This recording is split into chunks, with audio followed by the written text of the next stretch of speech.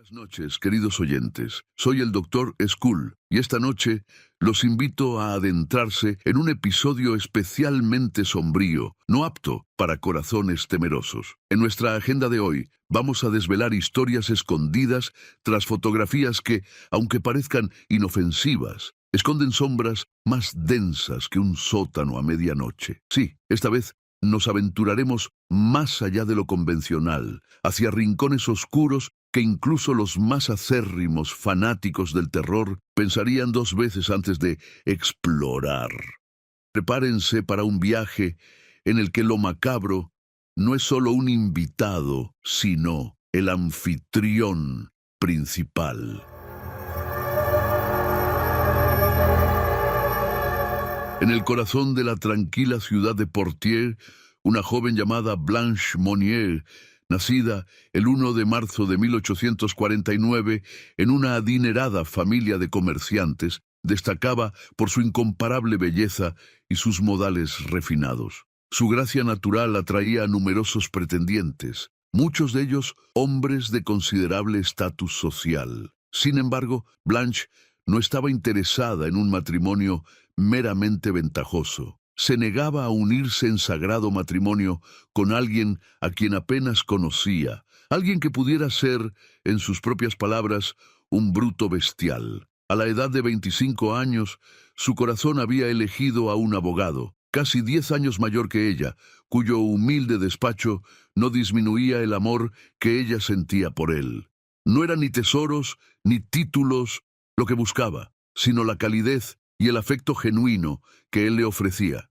Pero en el año 1874, cuando Blanche expresó su deseo de casarse con él, encontró no alegría, sino desprecio en los ojos de su madre, quien declaró con frialdad que ninguna hija suya se casaría con un abogado sin fortuna. La respuesta desafiante de Blanche a su madre fue un grito de independencia y una amenaza de fuga con su amado, lo que marcó el comienzo de una oscura y tormentosa noche. En el silencio de la noche, Blanche, con el corazón lleno de esperanza y una maleta ligera en mano, intentó deslizarse fuera de su opresiva realidad. Bajó las escaleras de su casa con la intención de huir hacia una nueva vida junto al hombre que amaba. Pero justo al alcanzar el final de la escalera, una voz estridente cortó la oscuridad como un cuchillo. ¿Yendo a algún lugar?, preguntó su madre, Louise, quien había estado vigilando en la sombra, esperando el momento para interceptar el intento de fuga de su hija.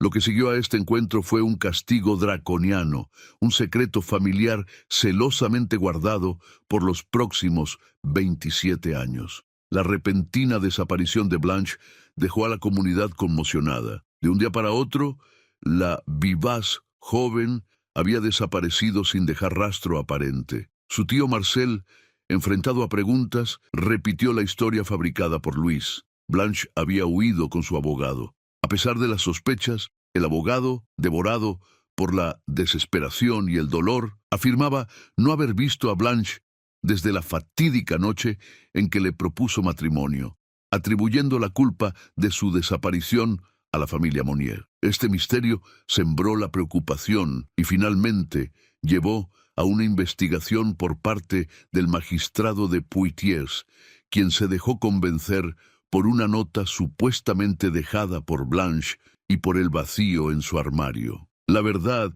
sobre el paradero de Blanche permaneció oculta hasta que el 23 de mayo de 1901 una carta anónima llegó a manos de un alto funcionario en París. El sobre, marcado simplemente con las palabras «para el señor fiscal general», contenía un mensaje perturbador. Denunciaba la existencia de una mujer solterona encerrada en casa de Madame Monnier en Poitiers, viviendo en condiciones inhumanas, medio muerta de hambre, sumida en su propia inmundicia, y urgía una intervención para salvarla. La carta, aunque anónima, insinuaba el vasto alcance del poder de Madame Monnier, sugiriendo que incluso el gobierno regional podría estar bajo su influencia. Sin perder tiempo, la policía, liderada por el comisario Jean de Marie, irrumpió en la lujosa residencia de Madame Monnier. A pesar de su alta posición, la respuesta de Louise Monnier fue de desprecio cuando se le preguntó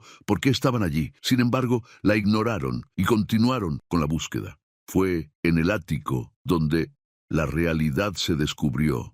Tras romper la cerradura de una pequeña puerta que Madame Monnier afirmaba haber perdido la llave, los oficiales encontraron una escena que los dejó sin aliento. La habitación escondía a una mujer extremadamente delgada, apenas viva, rodeada de comida podrida, cubos de orina y montañas de excrementos. El aire estaba lleno de un hedor insoportable y el suelo una pesadilla de insectos parásitos. Ante la pregunta de su nombre, la mujer con voz apenas audible respondió: Blanche no estaba muerta, como muchos habían sospechado, sino encarcelada por su propia madre como castigo por su intento de fuga. Blanche fue trasladada de urgencia al hospital tras su rescate, donde los médicos se esforzaron por salvarla de la muerte.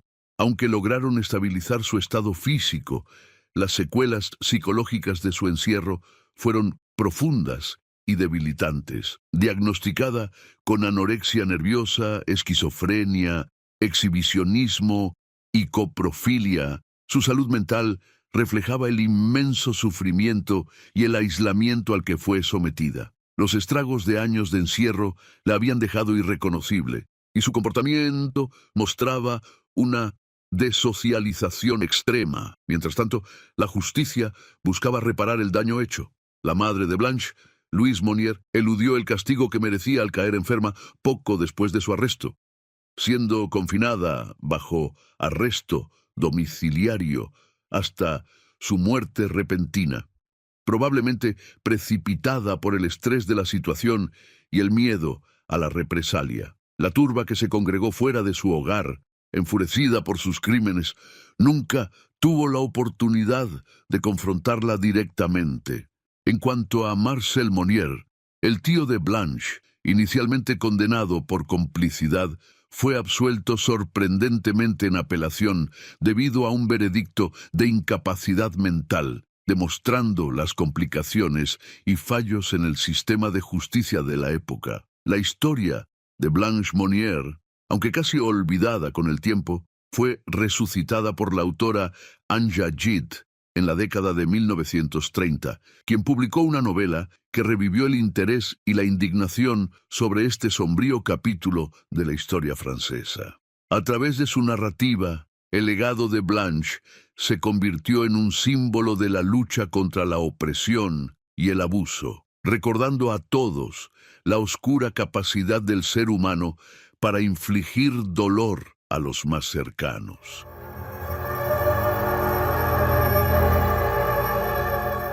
Mira esta fotografía. A primera vista, parece solo la imagen de una niña preadolescente con un vestido de tartán.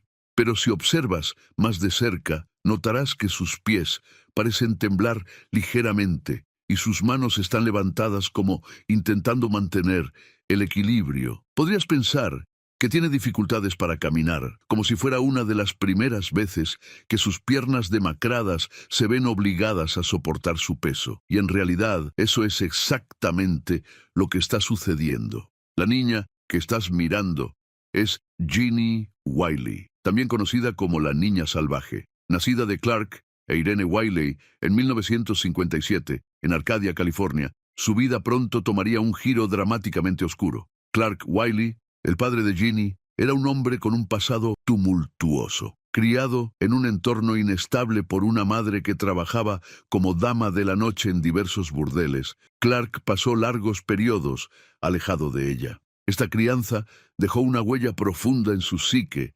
llevándolo a desarrollar un profundo desprecio por la idea de la paternidad. Despreciaba los gastos, los llantos y los gritos que implicaban los niños. A pesar de fingir alegría cuando Irene, su esposa, le anunció su embarazo, la realidad de la paternidad pronto lo abrumó. Aunque inicialmente pareció sobrellevar mejor de lo esperado el ser padre. La muerte de su madre, en un extraño accidente de tráfico justo después del primer cumpleaños de Ginny, desencadenó un cambio dramático en su comportamiento. La trágica muerte de su madre en un accidente automovilístico fue un golpe devastador para Clark Wiley. Esta pérdida sacudió profundamente a Clark, quien tenía una conexión intensa y posiblemente insana con su madre desde la infancia. La idea de no haber podido despedirse adecuadamente lo afectó a un nivel profundo, llevándolo a un estado de desesperación y dolor inmenso. La incapacidad de procesar su duelo marcó el comienzo de un descenso hacia una locura destructiva. Clark comenzó a mostrar signos de sadismo y una crueldad que pronto lo convertirían en uno de los peores abusadores de niños que se haya registrado. Su obsesión por la idea de que Ginny tenía deficiencias mentales se intensificó, a pesar de que varios médicos aseguraban que simplemente se estaba desarrollando a su propio ritmo. Se negaba a escuchar, cegado por una mezcla de locura y odio que lo llevó a tomar decisiones extremadamente crueles para su hija. Convencido de que Ginny era mentalmente incapaz y no apta para interactuar con otros, Clark tomó la decisión atroz de aislarla completamente. En la casa familiar creó una habitación oscura que servía poco más que como una celda de prisión. En este sombrío espacio, Jenny pasó la mayor parte de su infancia encadenada a una silla de inodoro y en ocasiones sujetada con una especie de camisa de fuerza improvisada. Clark, con la complicidad de Irene, negó a Ginny cualquier forma de educación formal o socialización básica. No le enseñaron a usar el baño ni a comunicarse efectivamente. Jenny estaba tan aislada que cuando finalmente escapó en 1970, su comprensión del idioma inglés era extremadamente limitada y su capacidad para expresar el abuso sufrido era solo a través de frases simples y repetitivas. Jenny fue descubierta después de que escapó de su confinamiento en 1970. Un ciudadano preocupado la encontró vagando por las calles y rápidamente la llevó a los servicios sociales. La gravedad de su situación se hizo evidente inmediatamente cuando los trabajadores sociales observaron su estado físico y mental extremadamente deteriorado. Describieron a Ginny como un esqueleto andante, saltando en su oficina con movimientos temblorosos y erráticos, similares a los de un conejo, lo que los sorprendió que aún estuviera viva. Irene Wiley, legalmente discapacitada, fue absuelta de los cargos, mientras que Clark Wiley se quitó la vida antes de que la policía pudiera arrestarlo, dejando una nota que decía que el mundo nunca entendería su perspectiva. Ginny fue trasladada al Hospital Infantil de UCLA, donde los especialistas, incluida la lingüista Susie Curtis, la describieron como la niña más profundamente dañada que habían visto, pero también destacaron su innata capacidad de cautivar con su presencia. A pesar de que se creía imposible aprender un idioma con fluidez después de cierta edad, Jenny mostró una sorprendente habilidad para comunicarse y entender estructuras complejas, desafiando muchas nociones previas sobre el desarrollo humano y el lenguaje. En 2008, Ginny residía en un centro de vida asistida en el área metropolitana de Los Ángeles, y se decía que era tan extrovertida y contenta como siempre había sido posible. Su historia es un poderoso recordatorio de la resiliencia humana y la capacidad de recuperación incluso después de enfrentar un tormento inenarrable.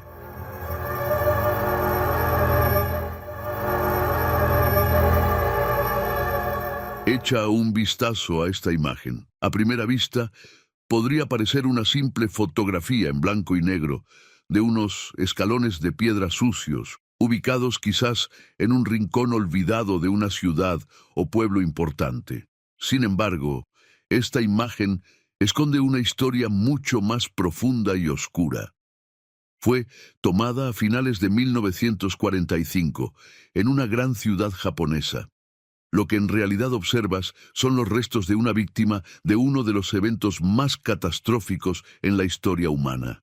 El amanecer de la era de la guerra atómica, marcado por el bombardeo nuclear de Hiroshima el 6 de agosto de 1945. A las 8:15 de la mañana, una bomba atómica experimental, apodada Niño, detonó sobre la ciudad, desatando una destrucción inmediata y devastadora a través de una poderosa onda de choque y una radiación espantosa. Las enfermedades provocadas por la lluvia radiactiva posterior se estima que mataron aproximadamente a 70.000 personas en cuestión de días. Regresamos a nuestra enigmática fotografía, que ha capturado algo mucho más que piedra y sombra. Según científicos japoneses, esos escalones pertenecen a la entrada de la sucursal de Hiroshima de la corporación bancaria japonesa Sumitomo, ubicada a solo 2 cuadras del epicentro de la explosión. En aquel fatídico momento, es probable que una o más personas estuvieran sentadas allí, disfrutando de los cálidos rayos del sol matutino, tal vez compartiendo un desayuno antes de comenzar su jornada laboral o dirigirse a alguna cita importante. Sin embargo, el intenso destello y el calor insoportable de la detonación nuclear las vaporizó instantáneamente, dejando atrás únicamente la sombra de su existencia en la piedra blanqueada que los rodeaba. Esta sombra, casi perfectamente conservada, se convirtió en un mudo testigo de la inmensa energía liberada y la rápida desmaterialización de cuerpos humanos. En los días posteriores al bombardeo, un soldado japonés, encargado de transportar un carro de cadáveres a través de las desoladas calles de la ciudad, relató haber recogido restos humanos cerca del banco Sumitomo. Sin embargo, lo más probable es que solo encontrara pedazos de hueso carbonizado, ya que la identidad de la persona que dejó la sombra nunca ha sido determinada con certeza. En la década de 1970, el Museo Conmemorativo de la Paz de Hiroshima adquirió la piedra en la que estaba grabada esta sombra humana. Comenzaron entonces una investigación exhaustiva para tratar de desvelar la identidad del individuo capturado en la imagen. A lo largo de los años, varias familias se acercaron al museo, cada una reclamando que la sombra pertenecía a un ser querido. No obstante, a pesar de los esfuerzos por parte de los investigadores, la identidad precisa sigue siendo un enigma. A partir de 2016, el museo sugirió que la sombra podría pertenecer a una mujer de 42 años llamada Mitsuno Koshitomo. Aunque esta afirmación marca un avance en la comprensión de la historia detrás de la sombra, los investigadores reconocen que probablemente nunca estarán completamente seguros de a quién pertenecía realmente. La sombra, conocida ahora como Hitokaji no Ishi, o la sombra humana grabada en piedra, se exhibe en el museo, ofreciendo a los visitantes una contemplación directa del horror de la guerra atómica. Es un recordatorio sombrío del día en que lo que una vez fue considerado ciencia ficción se convirtió en una realidad aterradora y devastadora para la humanidad. Este relato subraya no solo la trágica pérdida de vidas, sino también cómo ciertos momentos quedan grabados en la memoria colectiva y material, instándonos a recordar y reflexionar sobre las profundas consecuencias de nuestros actos bélicos.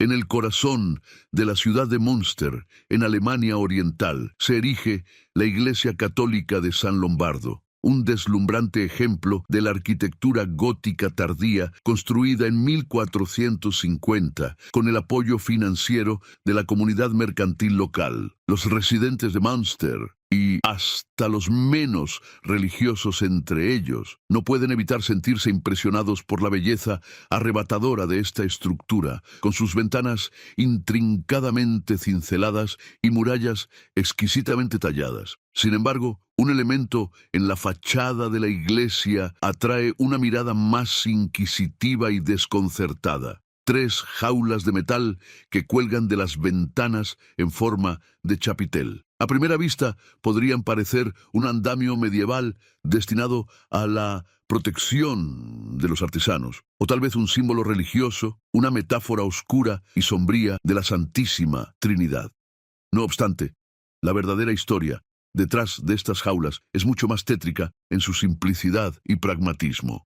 La tranquilidad engañosa de la iglesia de San Lombardo esconde un capítulo oscuro de su historia. Esta historia comienza con una insurrección conocida como la Rebelión del Monstruo en 1534. Un fallido levantamiento de un grupo de protestantes disidentes que intentaron derrocar al gobernador católico local. Sin embargo, el gobernador no solo tenía la autoridad local, sino también el respaldo del poderoso Sacro Imperio Romano, lo que aseguró que la rebelión fuera rápidamente sofocada. Los líderes de esta insurrección, Juan de Leyden, Bernard Knipperdalling y Bernard Kretsching, enfrentaron un destino macabro. Fueron torturados y ejecutados públicamente en la gran y concurrida plaza del mercado de Münster, un espectáculo diseñado para desmoralizar a cualquier otro potencial rebelde y servir como un recordatorio cruel del poder imperante. Pero la exhibición de su derrota no terminó con sus ejecuciones. De manera horrenda y simbólica, los cuerpos mutilados de estos hombres fueron encerrados en jaulas de metal y colgados en la torre de San Lombardo, expuestos a la vista de todos mientras los cuervos picoteaban sus restos. Esta grotesca muestra tenía la intención de ser una lección visual duradera para la comunidad. Con el tiempo, los restos de los 3 líderes rebeldes fueron retirados de las ominosas jaulas que colgaban en la torre de la iglesia de San Lombardo. Sin embargo, las jaulas mismas permanecen hasta hoy como un recordatorio perpetuo de los tiempos tumultuosos y la cruel represión de la disidencia. En un gesto que mezcla memoria y penitencia, la iglesia ha instalado 3 bombillas amarillas en cada una de las jaulas, que representan a cada uno de los líderes rebeldes. Estas luces permanecen encendidas desde el anochecer hasta el amanecer cada noche, simbolizando una vigilia eterna por las almas de los que sufrieron una suerte tan brutal. Este acto sirve como un pequeño gesto de redención por parte de una organización que, en su pasado, no dudó en mostrar su lado más tiránico. Hoy en día, las jaulas iluminadas no solo nos recuerdan los horrores que pueden surgir de la represión y la intolerancia, sino que también ofrecen un espacio para la reflexión sobre la resistencia humana frente a la adversidad extrema. Así, estos elementos arquitectónicos de San Lombardo cuentan una historia que es tanto una advertencia como un tributo, evocando la memoria de aquellos que desafiaron el poder y pagaron el precio supremo.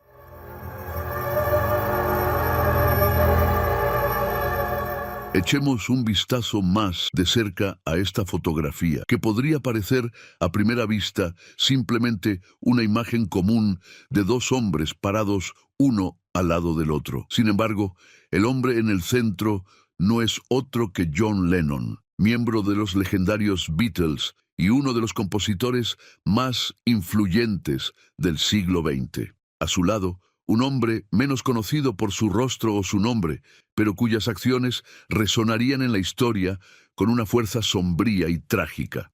Este hombre es Mark David Chapman, una figura que solo 6 horas después de que esta imagen fuera capturada, cambiaría irrevocablemente el curso de la música y la cultura popular. Esta foto no solo captura un momento de normalidad aparente, sino que también prefigura uno de los eventos más oscuros en el mundo del entretenimiento. La mañana del 8 de diciembre de 1980 comenzó de manera ominosa para Mark David Chapman, un hombre cuya obsesión con un libro lo llevaría a cometer un acto inimaginable. Esa mañana salió de su habitación en el Hotel Sheraton, pero no antes de organizar cuidadosamente en su cama una serie de objetos que deseaba que la policía encontrara después de sus acciones planeadas. Entre estos objetos había copias de cartas y fotografías, cada una cuidadosamente seleccionada para dejar una declaración específica sobre su estado mental y sus motivaciones. Su primer acto fue dirigirse a una librería, donde compró una copia de El guardián entre el centeno, de T.D. Salinger, un libro que había obsesionado a Chapman durante años. Dentro del libro escribió: "Esta es mi declaración", y firmó con el nombre del protagonista del libro, Holden Caulfield, revelando la profunda conexión que sentía con el personaje. Chapman pasó el resto del día en las inmediaciones del edificio donde Lennon vivía, sumergido en sus pensamientos y preparándose para lo que estaba por venir. A medida que el día avanzaba, Mark Chapman se encontraba fuera del edificio Dakota, donde John Lennon residía. Su comportamiento era el de alguien que intentaba pasar desapercibido, observando y esperando. Durante horas, Chapman interactuó con otros fanáticos de los Beatles, conversando y compartiendo momentos que, para los demás, eran de alegría y admiración hacia Lennon. Sin embargo, bajo esta fachada de normalidad, Chapman estaba profundamente sumergido en sus turbulentos pensamientos y planes. En un momento dado, se encontró con el ama de llaves de Lennon y su hijo Sean. Mostrando una cortesía superficial, se acercó y estrechó la mano del niño, comentando lo hermoso que era, haciendo una alusión a la canción de Lennon. Estos momentos de calma escondían la tormenta que se estaba formando dentro de Chapman, quien estaba decidido a llevar a cabo su plan esa noche. La tensión aumentaba a medida que el sol comenzaba a ponerse y la hora del regreso de Lennon a su hogar se acercaba. La tensión en el aire era palpable a medida que el reloj se acercaba a las 11 p.m. de aquella fría noche de diciembre. John Lennon y su esposa, Yoko Ono, regresaban a su hogar en el edificio Dakota, después de una larga sesión de grabación en el estudio. Mientras la pareja se acercaba, Mark David Chapman los esperaba, casi inmóvil, con una mezcla de nerviosismo y determinación marcada en su rostro. Mantuvo la cabeza gacha inicialmente, evitando el contacto visual directo, hasta que Lennon y Ono pasaron junto a él. En ese momento crítico, cuando Lennon estaba perfectamente enmarcado por la entrada arqueada del edificio, Chapman sacó un revólver calibre .38 de su abrigo. Con una voz suave pero clara, llamó a Lennon por su nombre. Antes de que Lennon pudiera reaccionar, Chapman se arrodilló y disparó 5 balas de punta hueca, cada una causando daños devastadores en el cuerpo del músico, afectando gravemente un pulmón y cortando la arteria subclavia. Lennon colapsó mientras Chapman, sorprendentemente calmado, se quedaba en la escena del crimen, sosteniendo su copia de El guardián entre el centeno hasta que llegó la policía. Después de cometer el asesinato, Mark David Chapman permaneció sorprendentemente tranquilo y compuesto. Se quedó en la escena, simplemente leyendo su copia de El guardián entre el centeno, hasta que llegó la policía. No opuso resistencia al ser arrestado. Mientras tanto, John Lennon, gravemente herido, fue trasladado al Hospital Roosevelt por una unidad de policía que reconoció la gravedad de sus heridas. A pesar de los esfuerzos desesperados por salvarlo, Lennon fue declarado muerto a su llegada al hospital. La noticia de su muerte se extendió rápidamente, dejando a millones de fans en todo el mundo en estado de shock y duelo. La pérdida de una figura tan icónica y querida como Lennon sacudió no solo el mundo de la música, sino también la cultura popular en general. Mientras tanto, el enfoque de las autoridades y los medios de comunicación se volcó hacia Chapman. En los meses siguientes, fue sometido a evaluaciones intensivas por parte de un equipo completo de psicólogos y psiquiatras. Más de 200 horas de entrevistas clínicas revelaron la profundidad de su trastorno mental. La mitad de los expertos concluyó que Chapman estaba extremadamente psicótico, mientras que la otra mitad diagnosticó esquizofrenia paranoide. A pesar de estos hallazgos, fue declarado competente para ser juzgado, lo que llevó a un debate continuo sobre la responsabilidad penal en casos de enfermedad mental grave.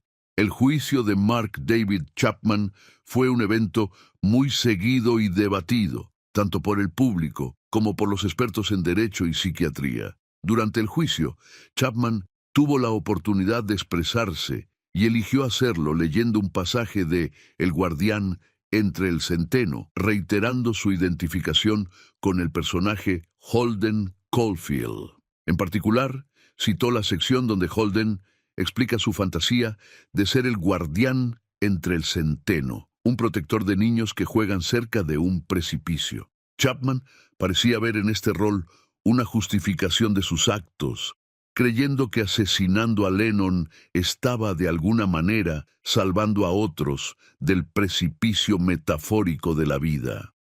Este discurso en la corte, donde se mezclaron la literatura y la locura, marcó profundamente a todos los presentes y a aquellos que siguieron el caso. Chapman fue declarado culpable y sentenciado a un encarcelamiento psiquiátrico de 20 años a cadena perpetua. Desde entonces, ha permanecido en prisión con varias audiencias de libertad condicional que han resultado en la denegación de su liberación, en gran parte debido al temor público y la naturaleza de su crimen. El impacto del asesinato de Lennon y el juicio subsiguiente resonaron en la cultura popular, inspirando múltiples obras de arte, canciones, películas y debates sobre la influencia de la literatura en la psique humana. La figura de Chapman y su crimen también han sido analizados en numerosos estudios sobre la fama, la obsesión y la enfermedad mental. La historia de Chapman y Lennon sigue siendo un poderoso recordatorio de cómo la vida y la cultura pueden entrelazarse de maneras trágicamente inesperadas.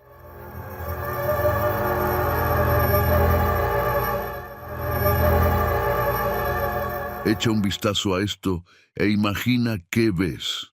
A primera vista, parece un simple garabato, algo que alguien pudo haber dibujado distraídamente mientras hablaba por teléfono. Para la mayoría, este conjunto de líneas en un pedazo de papel podría parecer completamente sin sentido. Sin embargo, para aquellos pocos que están familiarizados con la poco común y antigua maldición alemana de escritura a mano, este garabato revela algo más. Dos palabras que componen un mensaje. Lo que estás viendo es, en realidad, una carta escrita por una mujer llamada Emma Hauck a su esposo ausente. Nacida en Ellwangen, Alemania, en agosto de 1878, Emma fue internada en el Hospital Psiquiátrico de la Universidad de Heidelberg a la edad de 30 años, diagnosticada con demencia precoz. Durante su estancia, escribió una serie de cartas perturbadoras y angustiantes a su esposo, que a menudo consistían en unas pocas palabras repetidas una y otra vez. En la carta que observas, escribió las palabras herederos en Thomas Com, que significan cariño, por favor ven, repetidas casi 1000 veces en un pequeño trozo de papel. La repetición obsesiva en las cartas de Emma revelaba claramente que su estado mental no mostraba signos de mejoría, lo que causó una gran angustia a su esposo al leerlas. A pesar de la esperanza inicial de recuperación, Emma Hauck falleció el 1 de abril de 1920, dejando atrás un legado de palabras que reflejaban su profundo sufrimiento y confusión. Reconociendo el valor histórico y emocional de estos documentos, el personal del hospital decidió conservar sus numerosas cartas en un lugar especial. Resulta que la Universidad de Heidelberg, donde Emma recibió tratamiento, alberga un departamento entero dedicado a las obras de arte creadas por sus pacientes psiquiátricos, conocido como la colección Prinzhorn. Fue aquí donde las cartas de Emma fueron cuidadosamente archivadas y quedaron olvidadas durante casi 80 años. Después de permanecer en el olvido durante décadas, las cartas de Emma Hawke fueron redescubiertas cuando la colección Prinzhorn organizó una exposición de arte outsider en Manhattan, lo que una vez fue fuente de horror y angustia para quienes conocían su historia, ahora cautivaba a una nueva generación de artistas. Las representaciones sinceras de la enfermedad mental en las cartas de Emma se convirtieron en el tema de varios documentales e incluso inspiraron una obra de teatro alrededor del año 2019. Estos creativos interpretaron las cartas de Emma de maneras diversas, argumentando que las piezas revelan más sobre los espectadores que sobre la propia Emma. Sin embargo, para aquellos familiarizados con la verdadera historia detrás de estos documentos, queda claro que lo que realmente reflejan es la inmensa soledad y el sufrimiento de una mujer atrapada en un estado de confusión, anhelando desesperadamente reunirse con el hombre que amaba, un hombre que casi no la reconocía, ni física ni mentalmente. Estas obras de arte, por tanto, no solo son un testimonio de su dolor personal, sino también un recordatorio de la humanidad en medio de la lucha contra la enfermedad mental. El 10 de diciembre de 1945, detectives de homicidios de Chicago irrumpieron en el apartamento de Frances Brown, donde se encontraron con una escena de crimen que helaba la sangre. Frances había sido brutalmente asesinada. Un cuchillo aún estaba incrustado en su cuello y una bala había terminado su vida con un disparo en la cabeza. El apartamento, aunque intacto en cuanto a robos, escondía un mensaje macabro que añadía una capa extra de misterio al homicidio. En la pared, escritas con el lápiz labial de la propia Frances, las palabras parecían suplicar desde más allá: «Por el amor de Dios, atrápenme antes de que mate más. No puedo controlarme». La policía, al examinar la escena, descubrió una mancha de huellas dactilares ensangrentadas en el marco de la puerta, un posible indicio dejado por el asesino en su huida precipitada. Durante la intensa investigación que siguió, un testigo crucial afirmó haber escuchado disparos alrededor de las 4 de la mañana, un detalle que proporcionaba una posible línea de tiempo del asesinato. El recepcionista nocturno del edificio proporcionó otro dato perturbador. Había visto a un hombre corpulento y nervioso, de entre 35 y 40 años, bajar del ascensor y abandonar el edificio poco después de los disparos. Esta descripción no coincidía con el perfil de William Heirens, un joven de apenas 17 años, quien fue arrestado el 26 de junio de 1946 por un intento de robo. A pesar de su insistencia en su inocencia, Heirens finalmente confesaría su participación en 3 asesinatos, incluido el de Frances Brown. El 4 de septiembre, Heirens admitió su culpabilidad en los cargos de robo y asesinato y, en un acto de desesperación aparente, intentó suicidarse en su celda. Este giro de los acontecimientos planteó preguntas profundas sobre la autenticidad de sus confesiones y su estado mental. La decisión de William Heirens de confesar múltiples asesinatos, incluido el brutal homicidio de Frances Brown, fue tanto impactante como confusa. Después de años de mantener su inocencia, su abrupta admisión y su intento subsiguiente de suicidio generaron un debate sobre si sus confesiones fueron el resultado de la presión extrema para evitar la pena de muerte, o si realmente eran un reflejo de su culpabilidad. Esta contradicción entre su deseo de salvarse de la silla eléctrica y su intento de quitarse la vida poco después sugiere un tormento interno profundo y complejo. Además, dado que una de sus supuestas víctimas era un niño de solo 6 años, Heirens estaba dolorosamente consciente de que, si era encarcelado, enfrentaría condiciones extremadamente duras. Nunca se estableció un motivo claro para los asesinatos, lo que dejó abierta la pregunta de si, como sugieren algunas teorías, Heirens estaba impulsado por una compulsión interna incontrolable para matar. Este caso plantea la posibilidad inquietante de que algunas personas puedan estar consumidas por un impulso tan abrumador que eclipsa todos los demás aspectos de su humanidad, similar a cómo otros buscan amor o amistad. La fotografía del crimen y el mensaje escrito en la pared son un sombrío recordatorio de la dualidad de la naturaleza humana y la oscuridad que puede residir en el alma.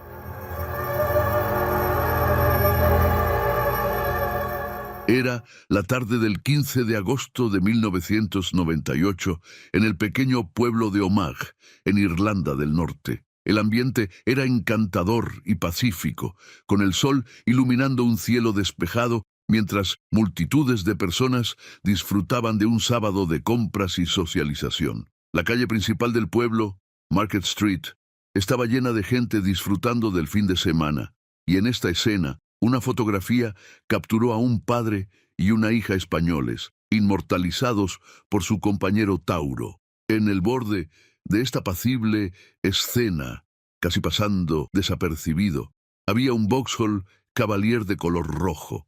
Este coche, aparentemente insignificante, escondía un secreto devastador. 2 días antes había sido robado desde fuera de un bloque de apartamentos en Carrickmacross, un pequeño pueblo al otro lado de la frontera en la República de Irlanda. Los ladrones habían cambiado su matrícula irlandesa por una británica y lo habían llevado a Omagh, donde lo estacionaron cargado con 250 kilos de explosivos a base de fertilizantes en el maletero. Después de estacionar el coche en Market Street, a solo metros de donde numerosos civiles, tanto católicos como protestantes, disfrutaban de su fin de semana, el conductor del Vauxhall Cavalier rápidamente abandonó la escena. La intención original había sido estacionar el coche frente al Palacio de Justicia de Omagh, pero la falta de espacio lo obligó a dejar el vehículo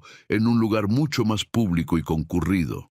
Lo que los transeúntes no sabían era que el coche contenía un temporizador ajustado para detonar en menos de 40 minutos, convirtiendo un objeto cotidiano en una bomba de tiempo mortal. Este acto no solo estaba destinado a destruir estructuras físicas, sino también a sembrar el caos y el miedo entre la población inocente.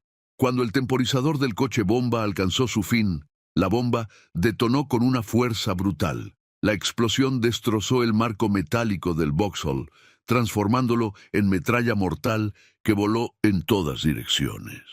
La onda expansiva rompió ventanas y despedazó la mampostería cercana, transformando vidrio y metal en proyectiles letales.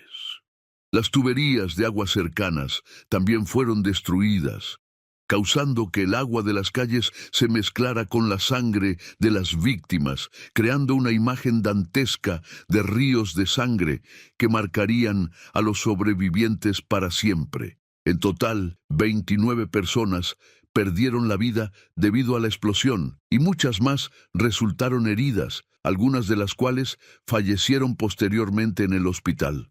A pesar de este horror, ocurrió un pequeño milagro. El padre y la hija españoles, que habían estado parados a solo metros del coche bomba, sobrevivieron milagrosamente. Aunque se detuvo a varios sospechosos, nunca se logró una condena penal completa, dejando un sentimiento de injusticia en la comunidad afectada.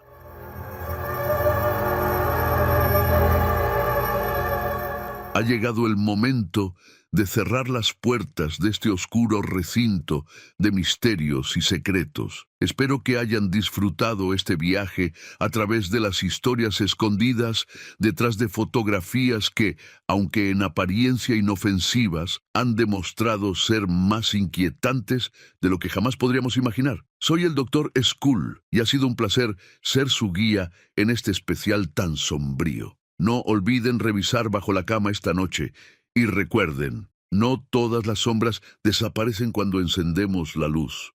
Hasta la próxima, queridos oyentes, si es que se atreven a regresar.